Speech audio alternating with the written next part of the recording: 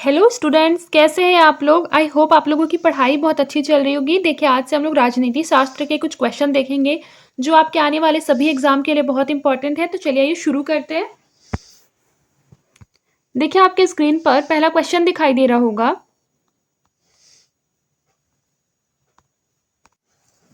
जिसमें लिखा है कि संविधान सभा का गठन कब हुआ था। तो बताइए, संविधान सभा का जो गठन है वो कब हुआ था। तो याद रखिएगा, दिसंबर 1946 में। ठीक है, दिसंबर 1946 में संविधान सभा का गठन हुआ था। और पूछेगा कितने दिसंबर को, तो 9 दिसंबर को। फिर देखिए, संविधान प्रारूप समिति के अध्यक्ष कौन थे। काफी इजी सा क्वेश्चन है, डॉक्टर भीमराव अंबेडकर। फिर देखिए, लिखा है भारतीय संविधान सभा ने संविधान को अपनी स्वीकृति प्रदान की थी कौन से डेट को। तो इसका करेक्ट आंसर हो जाएगा 26 नवंबर 1949 को।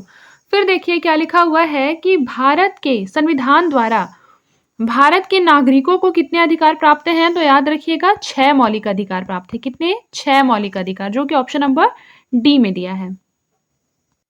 देखिए, 6 मौलिक अधिकार प्राप्त हैं।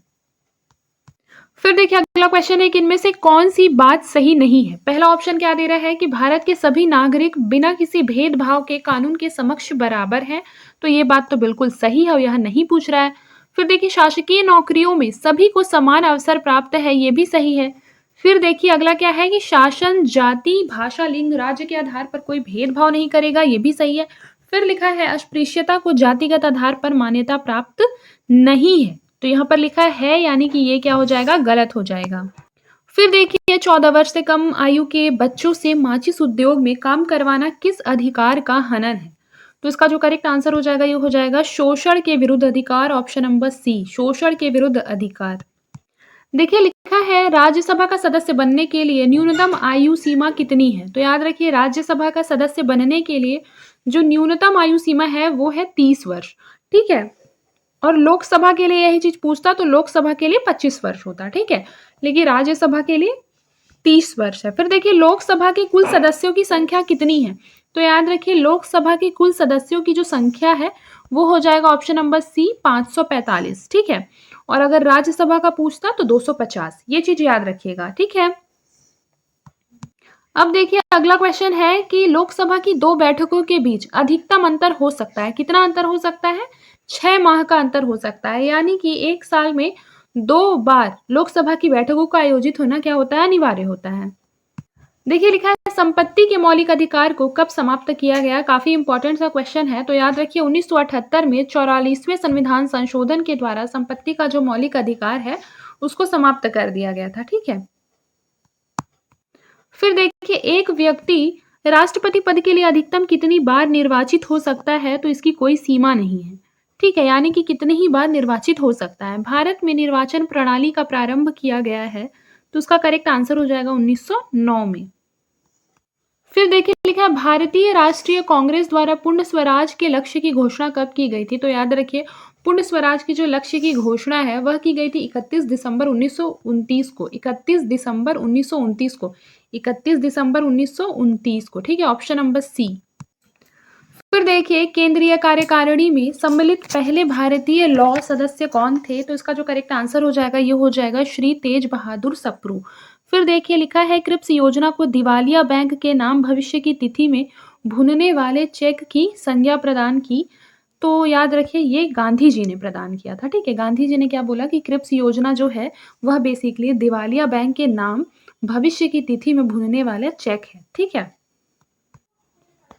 करो या मरो का इतिहास प्रसिद्ध संदेश दिया। तो करो या मरो का जो इतिहास है उसका प्रसिद्ध संदेश दिया, ऑप्शन नंबर ए, गांधी जी ने। ठीक है, फिर कैबिनेट मिशन को भारत भेजा गया। कैबिनेट मिशन जो है उसको भारत भेजा गया था 1946 में। फिर देखिए, लिखा है कैबिनेट मिशन योजना के आधार पर 1946 में निर्मित अंतरिम सरकार के अध्यक्ष कौन थे। तो इसका करेक्ट आंसर हो जाएगा option number B, Jawaharlal Nehru. Option number B, Jawaharlal Nehru. Shimla सम्मेलन का आयोजन कब किया गया। बताइए, शिमला सम्मेलन का जो आयोजन है वो कब किया गया। तो उसका करेक्ट आंसर हो जाएगा ऑप्शन नंबर सी, 1945। फिर स्वतंत्र भारत का प्रथम गवर्नर जनरल कौन था। तो स्वतंत्र भारत का प्रथम गवर्नर जनरल जो है वो है ऑप्शन नंबर डी, माउंटबेटन। कौन? माउंटबेटन। फिर देखिए, कैबिनेट मिशन ने कितने सदस्यों वाली संविधान सभा के गठन का सुझाव दिया था। तो याद रखिए कि कैबिनेट मिशन ने बेसिकली 389 सदस्यों वाली संविधान सभा के गठन का सुझाव दिया था।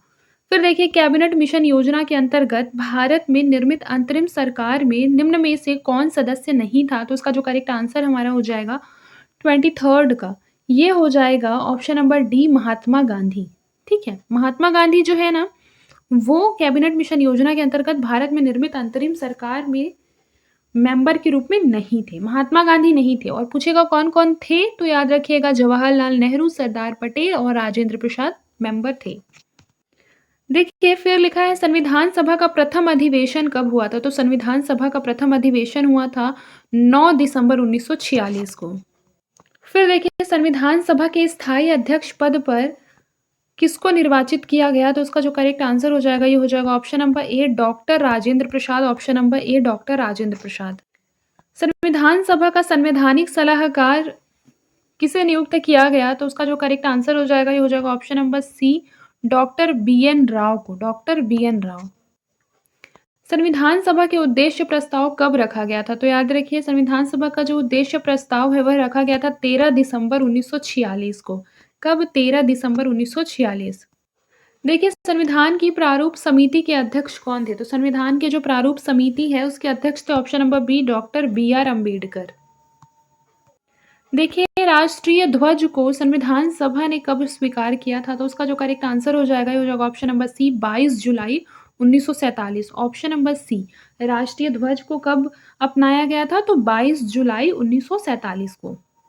देखिए अगला क्वेश्चन क्या है? अगला क्वेश्चन है कि संविधान निर्मात्री सभा ने राष्ट्रीय गान को कब स्वीकार किया? तो राष्ट्रीय गान को कब स्वीकार किया अगर क्वेश्चन ये पूछता है तो ये हो जाएगा 24 जनवरी 1950। फिर देश की स्वतंत्रता के पश्चात संविधान सभा की प्रथम बैठक कब हुई थी? तो उसका करेक्ट आंसर हो जाएगा 31 अक्टूबर 1947 को। ठीक है, स्वतंत्रता के पश्चात की जो संविधान की जो प्रथम बैठक हुई थी वह हुई थी 31 अक्टूबर 1947। लिखा है भारतीय संविधान पूर्ण रूप से किस दिन लागू हुआ था? तो भारतीय संविधान जो है अगर पूर्ण रूप से लागू का क्वेश्चन रहेगा तो ये होगा 26 जनवरी 1950 को लागू हुआ था। ठीक है, जिसके ही उपलक्ष्य में क्या मनाया जाता है? गणतंत्र दिवस मनाया जाता है।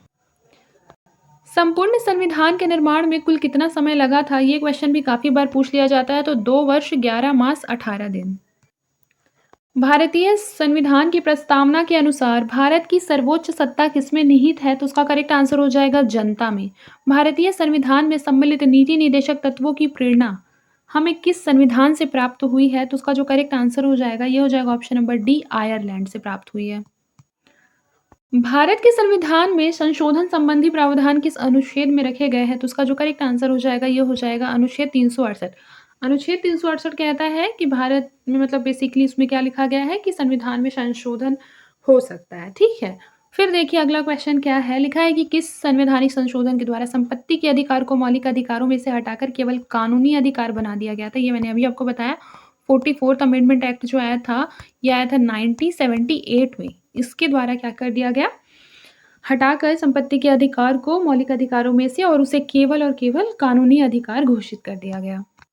देखिए 42वें संविधान संशोधन के बाद अब राज्य सूची में कितने विषय रह गए हैं? तो उसका करेक्ट आंसर हो जाएगा 61 विषय रह गए हैं। फिर केंद्र और राज्यों के बीच वित्तीय संबंधों का निर्धारण किसके द्वारा किया जाता है? तो इसका जो करेक्ट आंसर हो जाएगा ये हो जाएगा ऑप्शन नंबर सी वित्त आयोग के द्वारा। देखिए भारत में पहली बार अंतर्राज्यीय परिषद की स्थापना कब की गई थी? तो भारत में पहली बार अंतर्राज्यीय परिषद की जो स्थापना है वो की गई थी ऑप्शन नंबर ए जून 1990 में। कब? जून 1990।